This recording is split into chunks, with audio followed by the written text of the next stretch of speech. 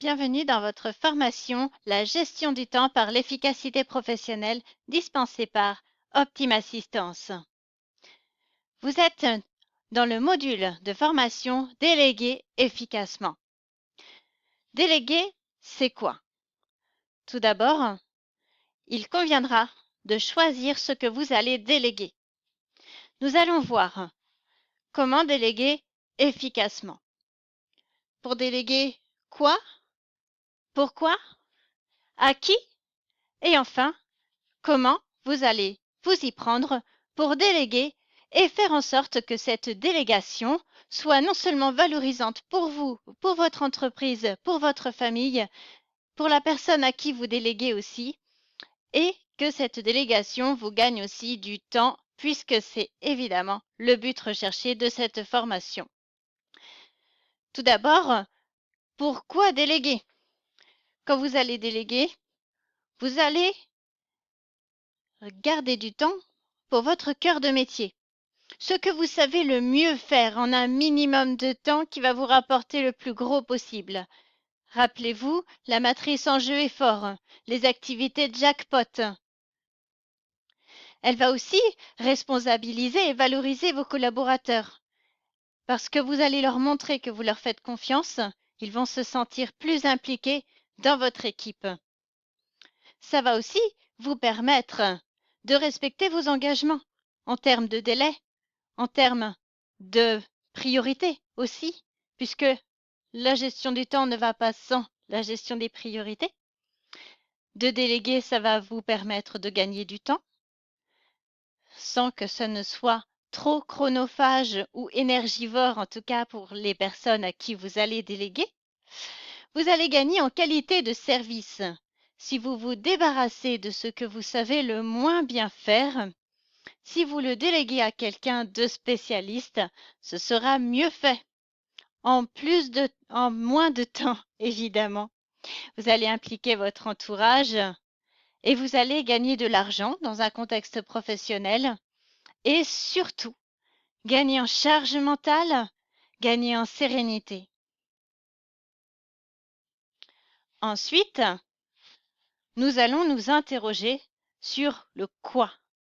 Qu'allons-nous donc déléguer pour que cette délégation soit efficace et me rapporte essentiellement du temps? Eh bien, comme je le disais tout à l'heure, vous allez déléguer en priorité ce que vous n'aimez pas faire et ce que vous avez tendance à procrastiner et reporter et re-reporter parce que vous n'aimez pas, parce que pour vous c'est trop complexe. Et vous allez aussi reporter, déléguer, donc transférer une mission, un objectif sur quelqu'un d'autre. Ce que vous ne savez pas faire bien et vite. Ce qui ne constitue pas le cœur de votre métier. Ce qui n'est pas parmi vos priorités essentielles. Pour reparler des priorités, vous allez, souvenez-vous, la matrice d'Eisenhower, dans Organiser son temps en tenant compte de ses priorités, cette matrice qui nous indiquait ce qui était urgent, important, urgent, non important, quelle décision était à prendre en fonction de l'importance et de l'urgence. Pour la matrice d'Eisenhower, elle nous dit si c'est urgent mais pas important, il faut le déléguer si vous le pouvez. Maintenant, nous passons à la question à qui vais-je déléguer? À qui vais-je déléguer des missions? Eh bien, simplement à un collaborateur qui est plus qualifié que vous. Oui, vous avez le droit de ne pas tout savoir, de ne pas être omnipotent. Vous avez le droit d'être moins compétent que d'autres, même s'il s'agit de personnes hiérarchiquement moins élevées. Vous êtes assez intelligent et les collaborateurs aussi pour faire la différence. Vous allez déléguer aussi à quelqu'un qui aime, qui a envie, qui est intéressé par cette tâche que vous allez confier. Parmi mes services d'Optim Assistance, j'ai une activité de formation là où vous êtes, j'ai également une activité d'assistance administrative externalisée. Beaucoup de chefs d'entreprise ont eu la bonne idée d'externaliser la gestion administrative parce que leur cœur de métier, ce n'est pas de faire de la paperasse. En revanche, c'est une expertise que je connais bien et que j'adore faire, d'où la création de mon entreprise Optima Assistance. Et cette possibilité de le faire par quelqu'un qui aime ça, ça va le valoriser, lui faire plaisir. Et donc, ça va vous valoriser, puisque vous allez transférer une tâche qui est intéressante. Vous pouvez aussi déléguer en externe à une société sous-traitante. Souvent, on peut avoir des maçons qui sous-traitent à des spécialistes, des sociétés qui ne font que de l'enduit, ou bien des plaquistes qui sous-traitent juste les finitions, les bandes. Et dans votre vie privée, à qui déléguer? Eh bien, vous pouvez aussi vous appuyer sur toutes les personnes de votre entourage pour vos tâches personnelles. Votre conjoint, vos enfants, votre famille, les amis, un prestataire aussi. Vous pouvez prendre un baby-sitter pour garder vos enfants, un homme ou une femme de ménage. Tout ça, c'est délégué.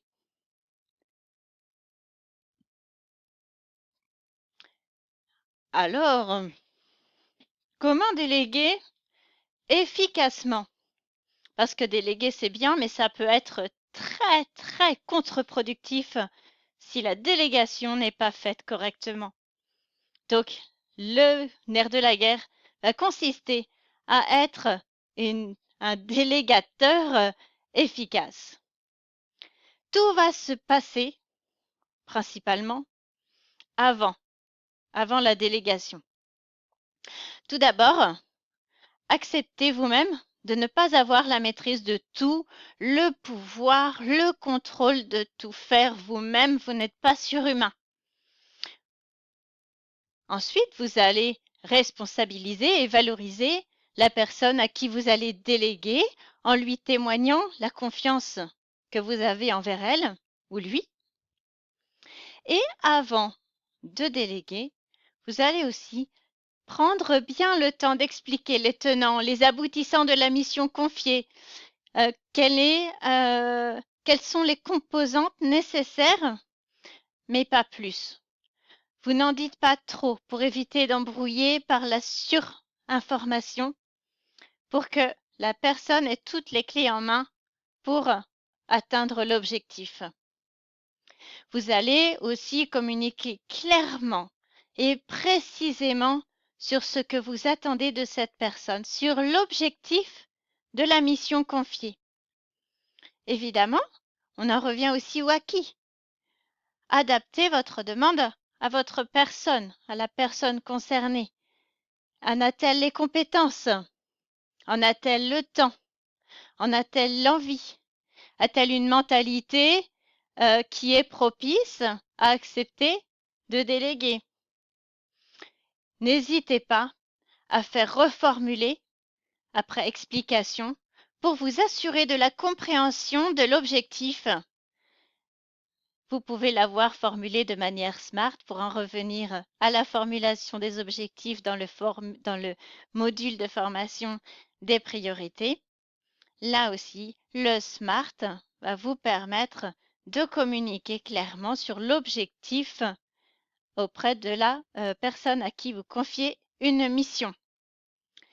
Vous allez aussi prendre le temps concentré de transmettre formellement les consignes. Une procédure écrite, un tutoriel, un mode opératoire, éventuellement, un temps de formation dédié par exemple.